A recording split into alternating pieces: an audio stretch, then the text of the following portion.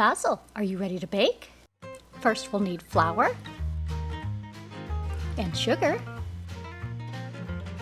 butter, egg, baking soda, vanilla, milk, and chocolate. Let's mix it up. Oh, wonderful! Give that a good stir, stir, stir. Good boy!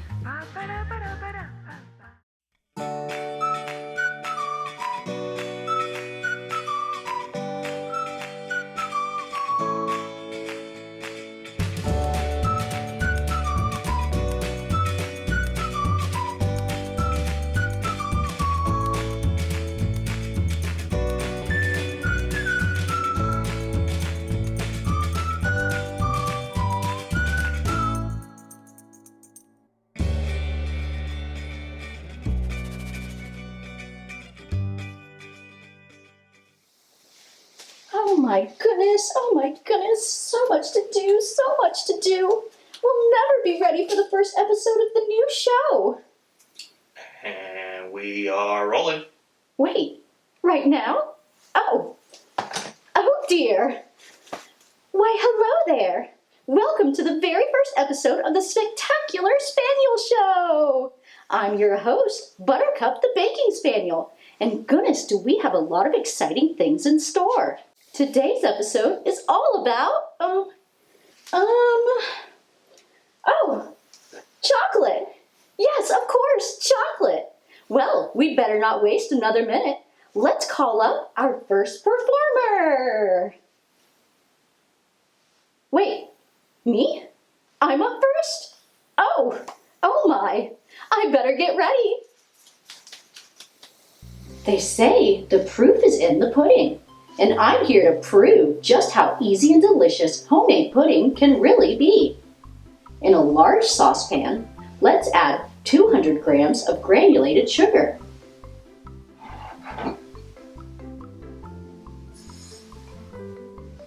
$40 grams of cocoa powder,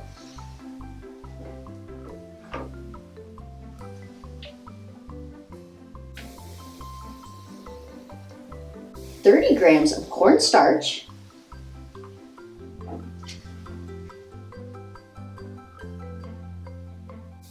and 1/2 teaspoon of salt. Now we will pour in 908 grams of whole milk, very carefully, and we'll whisk together until well combined. Heat over medium heat, stirring constantly until the mixture reaches a boil. Once boiling, cook and stir for 1 minute longer. Carefully remove from the heat and add in 28 grams of butter and 2 teaspoons of vanilla extract. Allow to cool at room temperature, but remember to stir frequently to prevent a skin from forming on the top. And there you go, easy as pie. Pudding pie, that is. Although I did make a little bit of a mess, but you know what they say, a good cook is a messy cook. Once your pudding has cooled to room temperature, cover with cling film and place in the refrigerator to set fully. Then you can enjoy however you please. Personally, I'm going to save this to use in my famous chocolate pudding pie. Delicious! I've always wanted to try my hand at tempering chocolate, so now seems like the perfect time to practice. Now listen up, chocolate. I'm very disappointed in you. You keep melting everywhere and making a terrible mess of things. I need you to shape up. Until you do, no more playing with your buddies, peanut butter or caramel. That's right, I said what I said. Don't you talk back to me. No. Uh-oh, I think I pushed my chocolate too far. It's throwing a temper tantrum! Oh no! Maybe we should learn to temper chocolate from someone with more experience. Let's welcome our very first guest star, P.I.F from 8-Bit Bakery! Hi everybody! I'm P.I.F, a fellow baking furry, and today I'll be talking to you about one of my favorite things to use in the kitchen. It is none other than chocolate! Given this name makes me so happy that I just want to jump for joy. I'll be going over how to work with chocolate at home, such as the supplies you'll need, what you need to do for temper, and what it means to temper chocolate. You'll want to have cut up pieces of parchment, a chocolate mold, different spatulas, thermometer, and a way to warm up your chocolate. I like to use a chocolate melter myself. It's more controlled because if you use a double boiler, liquid could get into your chocolate, which could cause for issues. Here I have it all melted down and we're ready to get the seeding process started. This method is when you introduce chocolate that's already been tempered to a melted batch to help promote the crystallization that we are looking for, which I'll go over more later in this video. Using a piece of parchment paper, I'll be taking a small test of the chocolate. This is a good way of seeing how far along your crystallization process is when tempering. This is where tempering chocolate can get a bit repetitive. As you check its temperature, add more of your seeding chocolate, and just continue the process until it's cooled down enough that we are getting the proper crystallization that we're looking for. Unlike sugar, chocolate itself is not a crystal. However, the cocoa butter within chocolate can form multiple different types of crystallization, and we're looking for a specific one to help give it its shine, structure, and snap.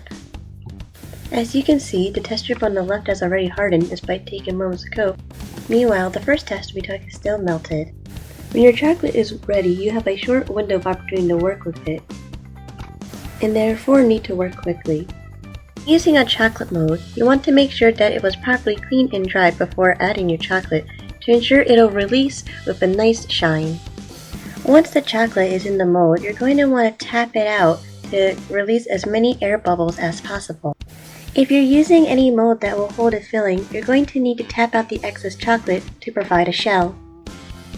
I am filling my shells with an orange ganache to create a dark chocolate bonbon. Once my bonbons have some time to chill, I'm going to gently twist the mold to help release them.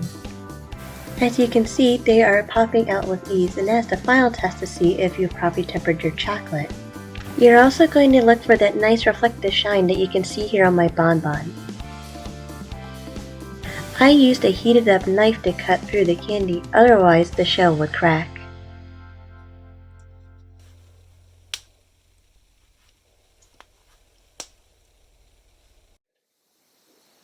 Well, it looks like I was going about tempering chocolate all wrong. Thank you so much for the wonderful tutorial, P.I.F. And now, let's hear a word from our sponsor. Are you tired of having to go to the vet every time you eat chocolate? Then you need Spaniel Co.'s Chocolate for Dogs. Here at the Spaniel Co. factory, our team of expert scientists have developed a secret method of creating a candy bar containing all that chocolatey goodness without those nasty side effects such as stomach upset, restlessness, or sudden heart failure. So what are you waiting for? Be sure to ask your local pet store for Spaniel Co.'s Chocolate for Dogs today! Spaniel Co.'s Chocolate for Dogs may or may not contain actual chocolate and may or may not be safe for real dogs. Side effects of consuming Spaniel Co.'s Chocolate for Dogs may include, but not be limited to, stomach upset, restlessness, and or heart failure. Always ask your veterinarian before consuming any new or questionable products. Whoa, who left all this pudding here? Gosh, it sure would be a shame to let it go to waste. Luckily, I have the perfect solution. Cookies, worms, whipped cream, and jar. Let's get this organized just a bit. Have you figured it out yet? That's right, we're gonna make some dirt cups. Oh yeah! Now don't tell me you've never heard of dirt cups before. Boy, are you in for a treat. This is one of my very favorite snacks, and it's easy peasy. All right, we've got our chocolate pudding here. We're also going to need some whipped topping. Now you can use that stuff in the tub, but if you want to get fancy, use homemade whipped cream. I don't have time for that, but lucky for me, Buttercup always has some freshly made whipped cream in the fridge. Oh, there's a note on this one.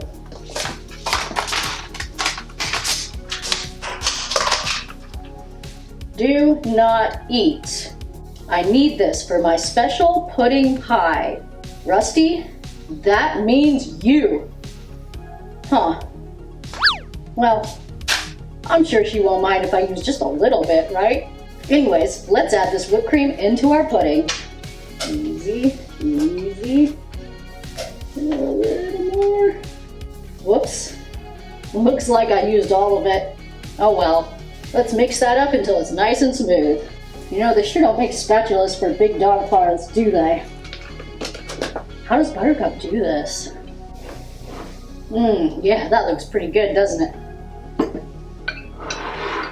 Next, we will need some chocolate sandwich cookies. Now, use whatever cookies you prefer, but personally, I won't settle for anything except the original chocolate sandwich cookies. That's right, I'm talking about Hydrox cookies, of course. I've got a bunch of these in a bag, and I'm gonna pulverize them. Oh yeah.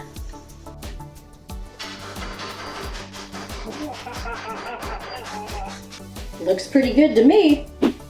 All we have left to do now is assemble our dirt cups. I have this cool little glass jar here. It's important that it's glass so you can see all the layers. We're gonna start by adding a layer of these cookie crumbles. Let's see how this goes. Oh yeah. Yeah, there we go. Next we'll add a layer of our chocolate pudding cream mixture. Get some good spoonfuls in there. And more dirt. And pudding. And let's finish off with another layer of that nice cookie dirt crumble. Cookie dirt crumble. Delicious. Yeah, that's nice. But of course we can't forget the most important step, the worms. Gummy worms, that is. Just stick them in there however you want. Bam, bam. Gummy worms everywhere. Yeah. It's a worm party. Worms everywhere. Well, now all that's left to do is dig in. Yum, yum. Let's go. Oh yeah. Oh yeah. This is gonna be good.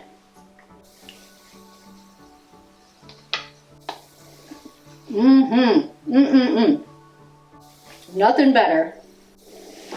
I'm gonna take this and head on out. Now where did my pudding go off to? My goodness gracious, there's dirt all over my kitchen. Who could have done such a thing? Wait, let me guess. It was Rusty, wasn't it? I should have known. Actually, now that I'm looking at it, oh, that's not dirt. It's cookie crumbles. Oreos? No, no, no. Oh, I know what they are. It's our next segment. When you think of chocolate cream-filled sandwich cookies, your first thought is probably Oreo cookies. But did you know that Oreos are actually an imitation of the original chocolate sandwich cookies called Hydrox cookies? Hydrox cookies were first released by Sunshine Biscuits in 1908, 4 years prior to the release of Oreo cookies by Nabisco. The unusual name was derived from hydrogen and oxygen, the molecules that make up water, and was intended to convey purity and goodness. In 1996, Sunshine Biscuits was bought by Keebler, and shortly after they replaced Hydrox cookies with a similar product called Droxies.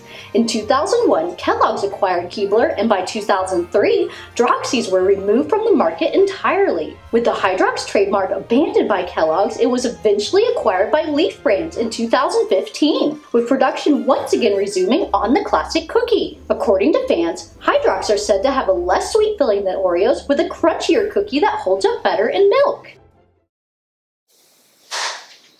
Alright, and that's a wrap. Oh, gosh.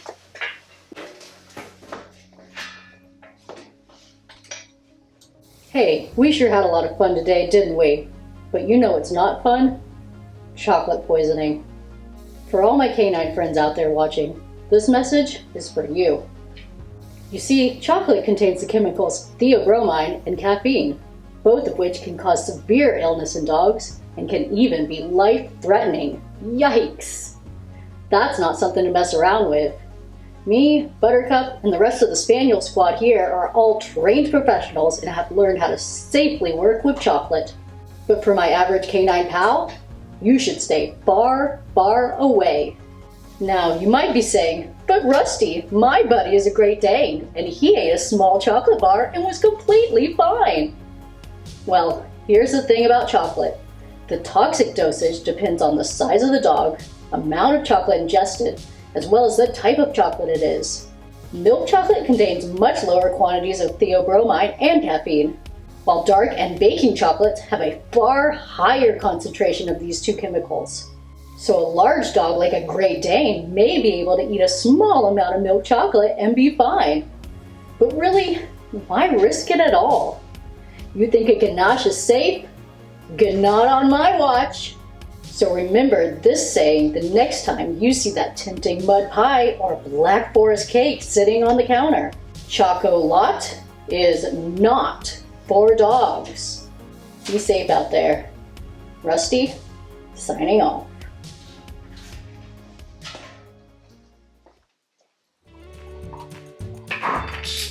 Whoops. Oh, you didn't take anything.